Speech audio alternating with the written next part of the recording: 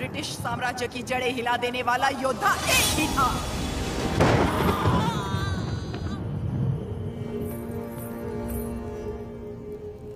बेटा हुआ है, लेकिन मरा हुआ। युद्ध था और उस युद्ध में वो मृत्यु को मार के विजयी हुआ।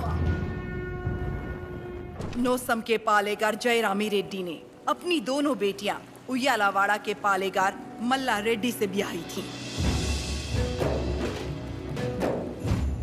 बड़ी बेटी ने 2 पुत्रों को जन्म दिया और छोटी ने एक को, जिसने सिर्फ 6 बरस की उम्र में दिखा दिया कि वो कोई साधारण बालक नहीं है। उन दिनों सीमा में भीषण अकाल पड़ा था। वर्षा के लिए यज्ञ करना था। यज्ञ में मज्जारी के किसी वंशज को जगन्नाथ पर्वत पे दीप प्रज्वलित करना था।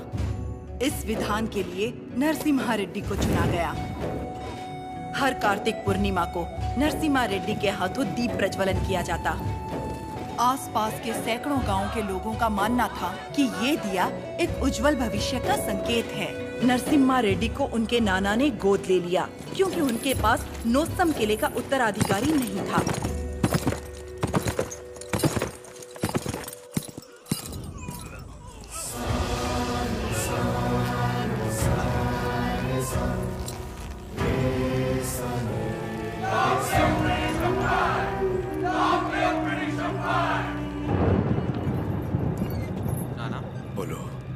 आप जानते हो वो लोग क्यों मारे गए? ये ब्रिटिश राज है बेटा। जो उनसे सवाल पूछता है, उनके खिलाफ जाता है, उसे मार दिया जाता है। आप तो पालेगार है ना, आप कुछ नहीं कर सकते? हम नाम के पालेगार हैं। ये अंग्रेज हमारे देश में घुस आए, हमारे अधिकार छीन लिए और हमारी जनता को लूटने लगे अपनी बंदूकों से डराकर। हमारी सत्ता हथियाने के लिए वो हमारे आगे पैसे फेंकने लगे, मुट्ठी भर, जिसकी हमें आदत पड़ गई। और तब से हम जिंदा लाश बन गए हैं।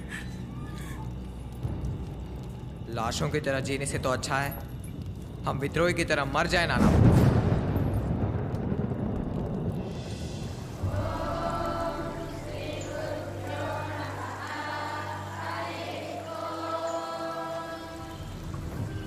सुना है आपने पूरे देश का भ्रमण किया है? हाँ। क्या सारे देश में गोरे लोग हमारे लोगों को इसी तरह मार रहे हैं?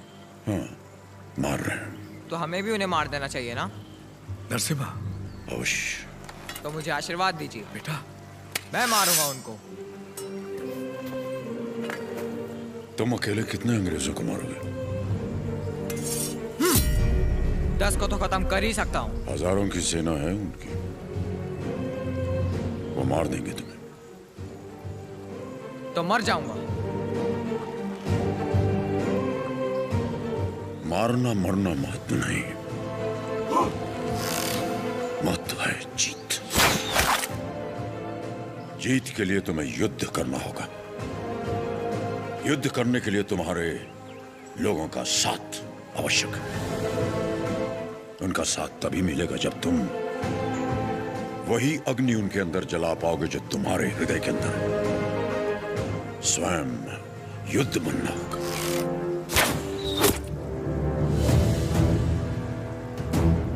तुम्हारा शस्त्र ये नहीं, तुम्हारा शस्त्र है ये।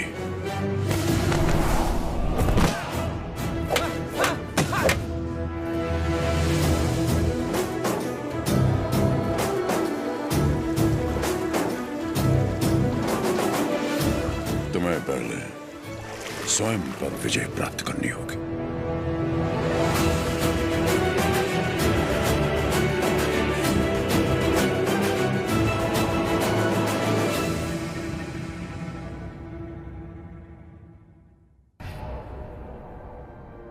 सबसे पहले ईस्ट इंडिया में ब्रिटिश कानून लागू किया जाए। छोटे इलाकों से शुरू करके धीरे धीरे समय के साथ पूरे इंडिया में इसे फैला दिया जाए। मौजूदा टैक्स 300% बढ़ा दिया जाए। और इस तरह ब्रिटिश साम्राज्य ने भारत पर कब्जा कर लिया। वो बड़े अफसर जिनका अकेला मकसद भारत को लूटना था, उन्हें ऊंची कुर्सियों पर बिठाकर हमारे देश भेज दिया गया।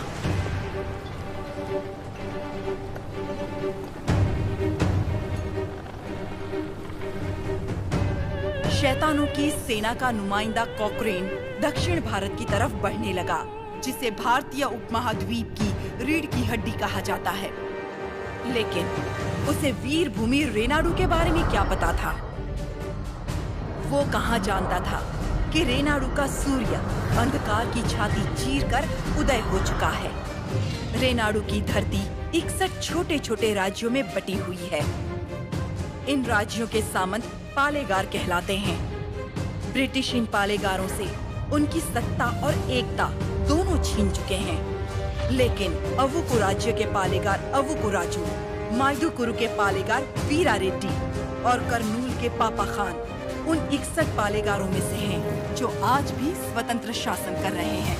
नरसिम्हा रेड्डी ने इन सबको एकजुट करने के लिए एक महोत्सव का आयोजन किया।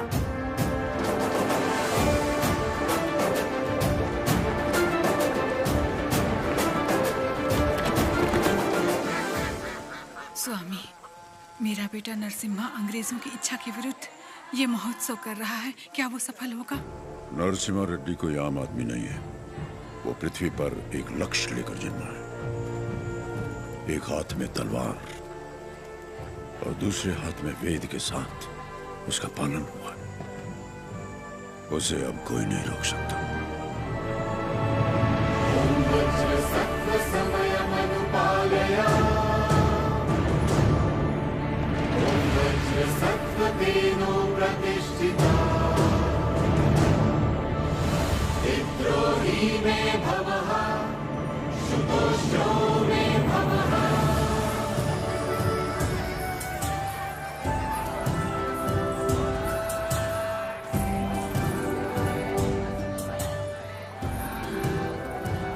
तुम्हारे नृत्य का भी समय हो रहा है, जल्दी करना।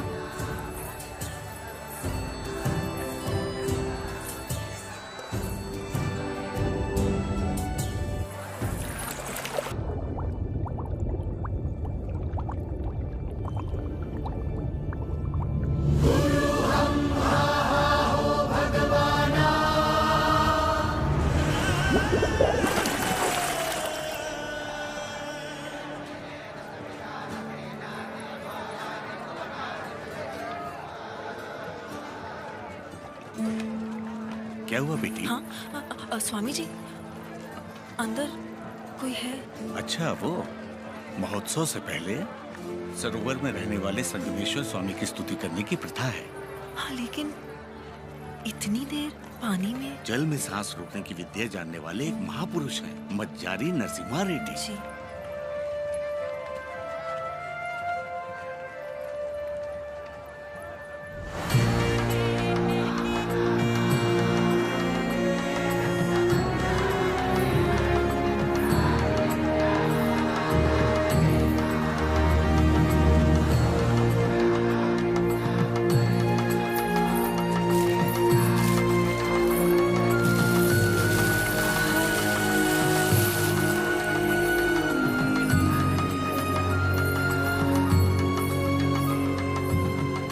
आज कई सालों बाद तुम्हारे लाए हुए वस्त्रों से भगवान का फिर श्रृंगार हो रहा है पापा खान। ये हमारे भाई नरसिम्हा रेड्डी की महिमा है।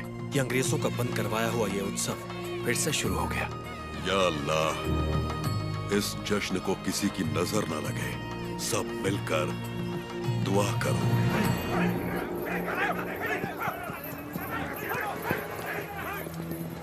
मैं इसे होने नहीं दूंगा। क्या उकुराजू, इस मेले की तैयारियां युद्ध स्तर पे हुई हैं। कहां-कहां से लोग मेला देखने आ रहे हैं। होने नहीं दूंगा का क्या मतलब? ये मेला कौन करवा रहा है? नरसिम्हा रेड्डी। इस मेले में योगदान हमारा भी है ना? पर नाम नरसिम्हा रेड्डी का होगा। अच्छा, मुकाबला कौन जीतेगा? नरसिम्हा रेड्डी, और कौन? और हम जीत जाए तो भी सब नरसिम्हा रेड्डी की जयकार करेंगे कि उसने इतना निष्पक्ष मुकाबला करवाया। यानी जीते कोई भी, जयकार उसी की होगी। क्या ये सही होगा बसी रेड्डी? तो नहीं जीतेगा। अपने आदमी को देखो वहाँ, वो नशीली दवा बैलों को पागल कर देगी।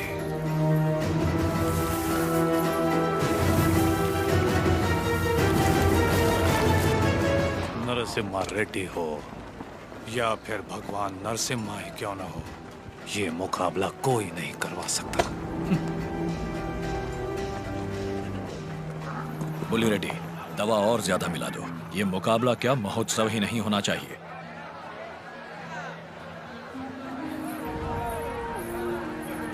लक्ष्मी, सुनो तो, किसे ढूंढ रही हो?